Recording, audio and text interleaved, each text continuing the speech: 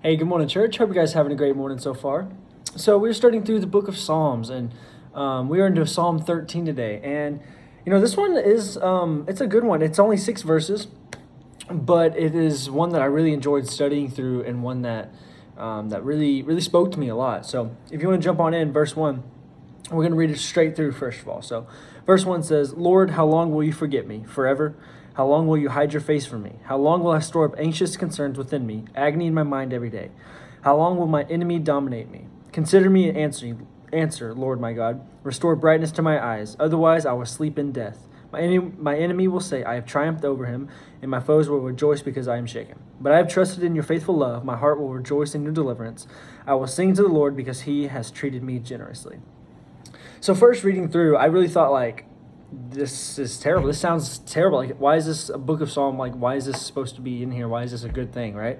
But if we break it down verse by verse, mine is broken down into different paragraphs. So 1 and 2 is paragraph, 3 and 4, and then 5 and 6. So we'll do that first. So verse 1 says, "Lord, how long will you forget me? Forever? How long will you hide your face from me? How long will I store up anxious concerns within me, agony in my mind every day? How long will my enemy dominate me?" So if you take this and you put it into today's vernacular, and you think about, put yourself in the shoes of David as he's writing this, right? "Lord, how long will you forget me? Forever?" So sometimes it feels like in our lives that, things are going really, really, really good. God's blessing you, everything's going really good. And then, God puts something in your life to test you, right? Something that's supposed to stumble you and supposed to test your faith, right? And then we get into this mindset of, instead of praising God, asking God, and trusting in Him that He's going to help us, and dominating in our faith, we start this "Lord, why have you forgotten me? Well, how long will you forget me? Are you done with me?" So this is really what David's saying right here. How long will you hide your face from me? How long will I store up anxious concerns within me, agony in my mind every day? How long will my enemy dominate me? David's just he's put your mind in the process of being David right now. In a trial, your thoughts are, how long, why have you forgotten me, God? That's what that first part's talking about. So we keep going to verse 3. "Consider me and answer, Lord my God. Restore brightness to my eyes. Otherwise I will sleep in death. My enemy will say, I have triumphed over him, and my foes will rejoice because I am shaken." So then we get to the next part of going through a trial. First you ask God, why? Well, why are you doing this? Why'd you just forget me? Why are we done?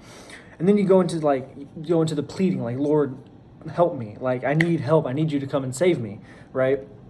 So, verses 1 and 2 are what we think of at the beginning, why have you forgotten us? Verse 3 and 4 is pleading God, please help me, come save me, please. And then verse 5 and 6, "But I have trusted in your faithful love. My heart will rejoice in your deliverance. I will sing to the Lord because he has treated me generously."